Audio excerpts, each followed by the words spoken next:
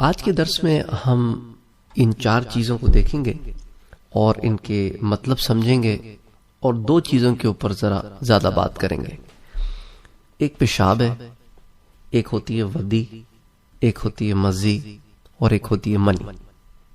یہ چاروں چیزیں جو ہے وہ مرد کے عضو تناسل سے یا پھر آپ کے اسے پیشاب کی جو نالی ہے اسی سے ان چاروں کا اخراج ہوتا ہے۔ یہ چاروں اسی راستے سے باہر آتی ہیں، لیکن ان کے الگ الگ رولز ہیں، الگ الگ ریگولیشنز ہیں۔ پہلے تو ان کا مطلب سمجھ لیتے ہیں۔ پیشاب ہے وہ تو پتہ ہے آپ کو کیا ہوتا ہے۔ پیشاب کرنے کے بعد آپ کو وضو دوبارہ کرنا ہوگا تاکہ آپ پھر اپنے دیگر فرائض دین پورے کر سکیں، اور اس کا وضو کا طریقہ وہی ہے جو کہ ہے۔ اب ودی کیا ہوتی ہے؟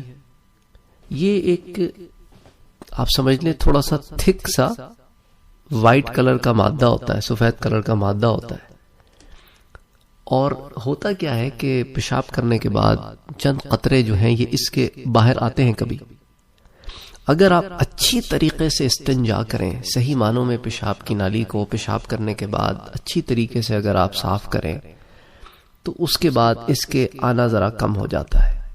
بہت سارے لوگ ہیں جن کو ودی زیادہ آتی ہے، لیکن عام طور پر یہ دیکھا گیا ہے کہ بہت سارے لوگ جلدی سے پیشاب کر کے اٹھ جاتے ہیں۔ جب وہ جلدی سے پیشاب کر کے اٹھ جاتے ہیں تو ودی کا تو اخراج نہیں ہوتا، پیشاب کا اخراج ہو جاتا ہے۔ تو پھر ودی کیا ہوتی ہے؟ وہ پھر بعد میں اخراج ہوتا ہے، نکلتی ہے اور کپڑوں پہ آ جاتی ہے، جس سے پھر نجاست ہوتی ہے۔ تو کوشش کریں کہ پیشاب کرنے کے بعد پیشاب کی نالی کو اچھی طریقے سے آپ صاف کریں، جھٹکا دیں ذرا سا تو وہ باہر نکل جائے گا جو اندر ہوگا مادہ۔ تو باہر پھر اس کو آپ صاف کریں، استنجا کا جو پراپر طریقہ ہوتا ہے، پھر اس کے بعد آپ اٹھ جائیں۔ اچھا، کبھی اگر ودی کے قطرے نکل جائیں تو کیا کیا جائے؟ یہ آپ نے کبھی ایسے کیا کہ آپ نے وضو کیا اور وضو کرنے کے بعد کھڑے ہوئے تو پھر ودی کے قطرے اس کے بعد ٹپکے؟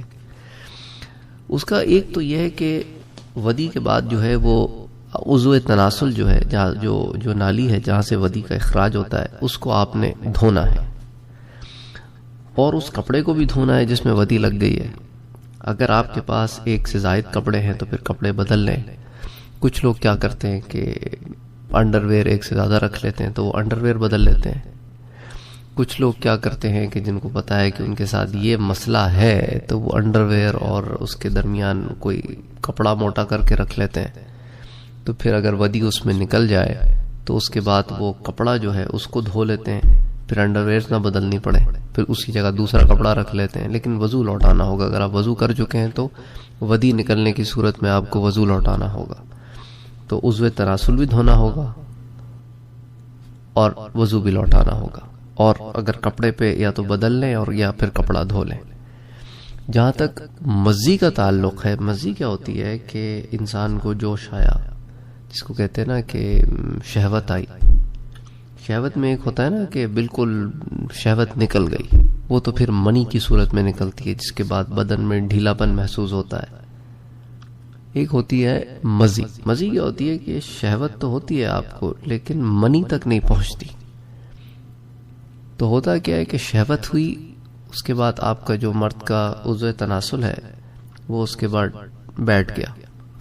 اس کے بعد آپ دیکھتے ہیں کہ کپڑے کے اوپر چھوڑے سے قطرے آ گئے کسی چیز کے، لیکن وہ منی والی فیلنگ نہیں ہوئی کہ بالکل انسان کی ساری خواہش نہیں نکلی۔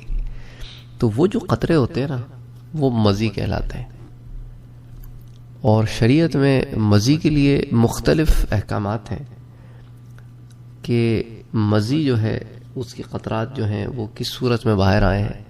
بہرحال ایک موٹی سی بنیادی بات ابھی بتا دیتا ہوں کہ مزی بھی نجس ہے، اور اگر آپ کے کپڑے کے اوپر لگ جائے تو کپڑا دھونا ہوگا، بدلنا ہوگا، وضو کا بھی دوبارہ لوٹانا ہوگا۔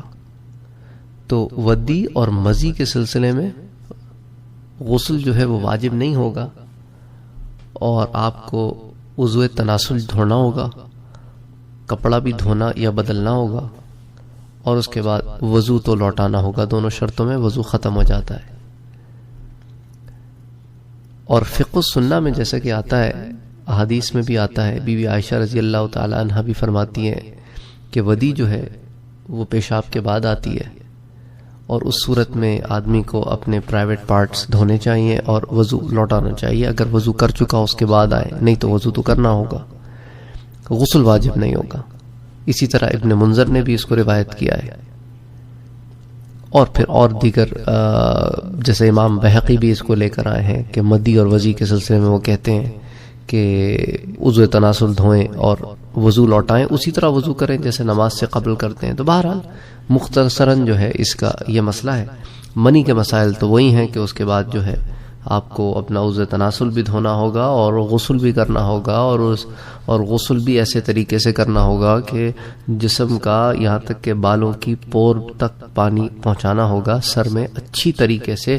کہیں پہ ہلکا سا بھی کوئی حصہ اگر آپ کا خشک رہ گیا تو غسل نہیں ہوگا، آپ غسل جنابت سے باہر نہیں آئیں گے. تو اچھی طریقے سے آپ کو سارے بدن میں پانی پہنچانا ہوگا، اور علاوہ ازیں غسل کرنے سے پہلے وضو بھی کرنا ہوگا تاکہ ان تمام جگہوں پر بھی پانی پہنچ جائے، جیسے ناک کے نتھنے ہو گئے اور منہ ہو گیا، حلق ہو گیا، گلا ہو گیا، جو بھی ہے جو وضو کرنے کا طریقہ ہوتا ہے ان جگہوں پر بھی پانی پہنچانا لازم ہے.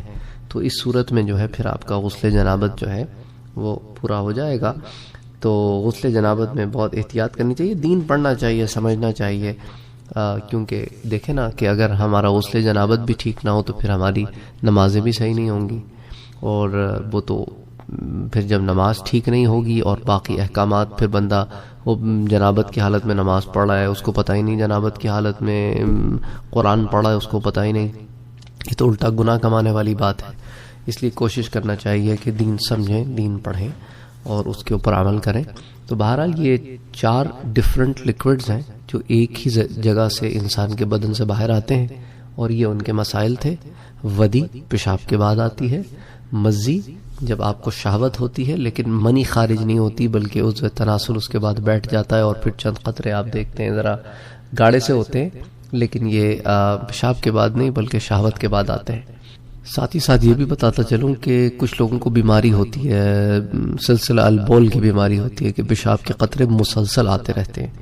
تو ان کے لیے تو علماء نے یہی لکھا ہے کہ ہر نماز کے لیے نیا وضو کریں اور پھر انڈر ویئر چینج کر لیں یا اندر کا کپڑا چینج کر لیں، کیونکہ وہ بیماری ہے.